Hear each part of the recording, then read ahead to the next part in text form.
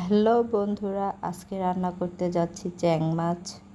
অনেকে তোমরা টাকি মাছ বলে থাকো, তো আমরা বরিশালের মানুষ, সেটাকে চ্যাং মাছ বলি। তো আজকে সেটাই রান্না করতে যাচ্ছি।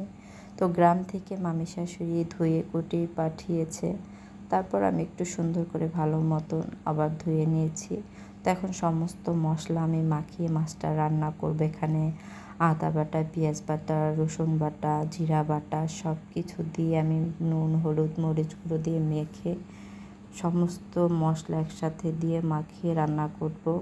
তো মশলাটা আমি ছাড়িয়ে মাছটা আগে ভেজে নেব, তারপরেই মশলাটা কষিয়ে পানি ঝোল দিয়ে তারপরেই মাছটা আমি রান্না করবো। এই যে কড়াইতে মাছটা উঠিয়ে রেখেছি সেখানেই মশলা কষানো ঝোলটা দিয়ে নামিয়ে নেব। কেমন হলো আমার রান্নাটা বন্ধুরা অবশ্যই কমেন্ট করে জানাবে, লাইক কমেন্ট শেয়ার করে পাশে থাকবে।